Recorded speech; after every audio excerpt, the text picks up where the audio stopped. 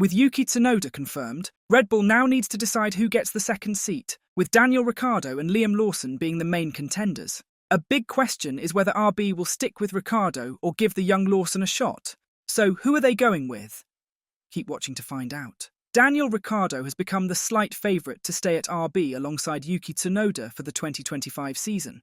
On Saturday at the Canadian Grand Prix, the team announced they had exercised an option in Tsunoda's contract to keep him for next year. Ricciardo's experience and marketability currently make him the favourite over Liam Lawson, despite his somewhat underwhelming on-track performances.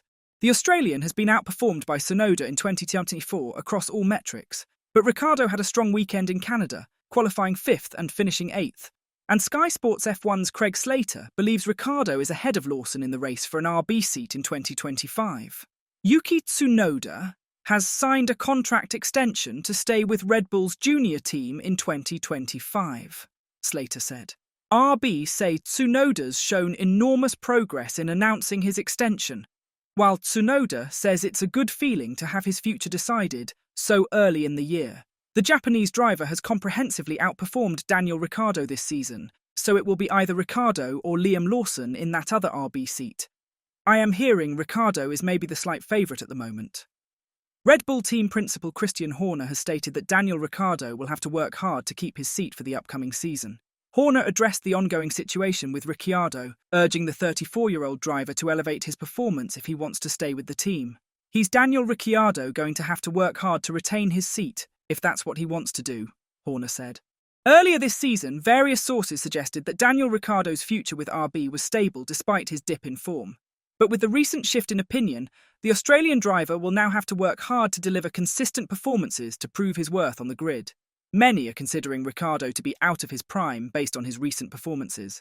Despite this, the 34-year-old driver is still in the game, even with potentially better options available for Red Bull. F1 pundit Andrew Benson believes that Christian Horner is the reason behind Ricciardo's continued presence in the Red Bull family. Andrew Benson claimed that the Aussie is protected by Christian Horner within the Red Bull family. Given Horner's standing within the team, in spite of that one hiccup he had earlier this season with a female employee, this makes the 34-year-old safe from the risk of being replaced by Liam Lawson for the foreseeable future. Benson told the BBC, "At the moment, though, Ricciardo is protected by Red Bull team principal Christian Horner, sources say, and is safe for now from being replaced by reserve Liam Lawson." When talking about Tsunoda's chances of promotion to Red Bull, Benson claimed there was nothing the Japanese driver could do. Red Bull would favour Ricciardo over the youngster due to Ricciardo's positive PR. The bosses at Red Bull simply do not rate Tsunoda highly enough to consider him for a promotion.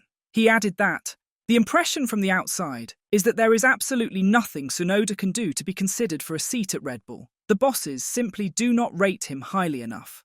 Daniel Ricciardo needs to start achieving results to earn praise for his performances. The Australian driver also needs support from fans regarding the allegations of Horner's favouritism.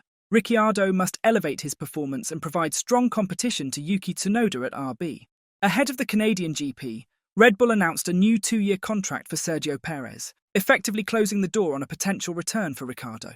Ricciardo also faced scathing criticism from 1997 world champion Jacques Villeneuve, resulting in a verbal exchange between them during the event. Villeneuve had harsh criticism for Ricciardo's form, where he stated that the honey badger can't cut it, and expressed frustration with the excuses. Daniel Ricciardo might owe Jacques Villeneuve a thank you after the latter's criticism, as it motivated him to race hard in Canada. But Ricciardo doesn't give credit to Villeneuve and his comments for this mindset shift. He achieved his best result of the championship by qualifying P5 for the Canadian Grand Prix and finishing in 8th place. The 4 points earned in Canada were Daniel Ricciardo's first Sunday points of the campaign, moving him up to 12th place in the Drivers' Championship.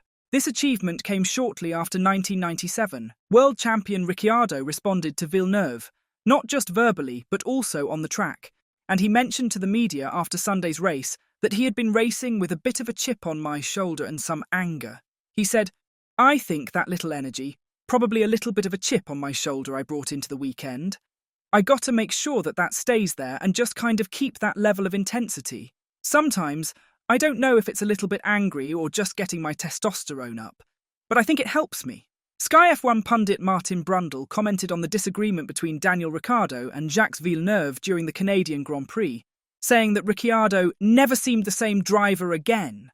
After leaving Red Bull, Brundle emphasised his respect for both Ricciardo and Villeneuve as he shared his perspective on the altercation in his Sky Sports column. He mentioned that Ricciardo never seemed to be quite the same driver again after leaving Red Bull in 2018, labelling that decision as flawed.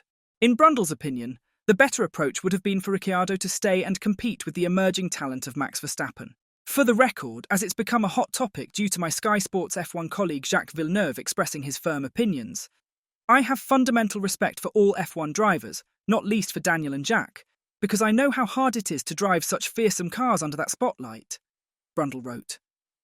Daniel has won 8 GPs, including an outstanding Monaco victory, scored 32 podiums, and has regularly shown world-class talent.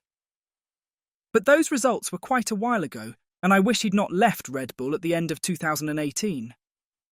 Ricciardo never seemed to be quite the same driver again.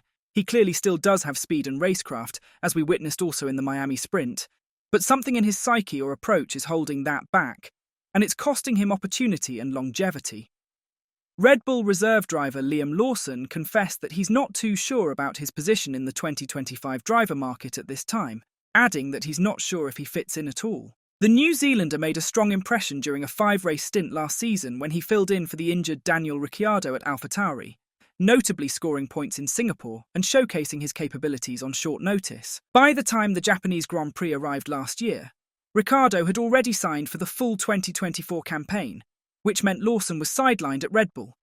But he had earned credit after delivering strong performances during his first Formula One starts.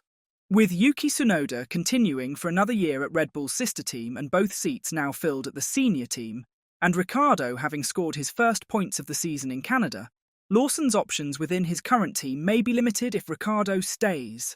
But regarding his own future, Lawson remains optimistic about securing a full-time grid spot. When asked by TalkSport if we get to see him on the grid next year, he said, "If I had the answer to that, then I'd probably be in the car right now, so I have no idea. Obviously, everything's changing at the moment. There's a lot of drivers moving around, so, at the moment, I don't really know where I slot into that, and if I do at all. But it's something that I'm working towards every single day at the moment." When asked about his priorities once he makes it onto the grid, Lawson mentioned that his first goal is to stay within the Red Bull family if possible. But if that opportunity doesn't come to fruition, he admitted that he is open to exploring other options elsewhere. "Honestly, at the end of the day, obviously, I would love to be with Red Bull in Formula One," he said. "They're the strongest team at the moment, and I've been with them now, for this is my 6th year with Red Bull. So if I could choose, I would love to be with Red Bull. But obviously, if there's no seat there, my goal is Formula One, so that could be anywhere. At this point in their careers, who would be a better fit for the future of Red Bull? Tell us your pick and why in the comments section down below. And as always, don't forget to like and subscribe to the channel if you haven't. Thanks for watching.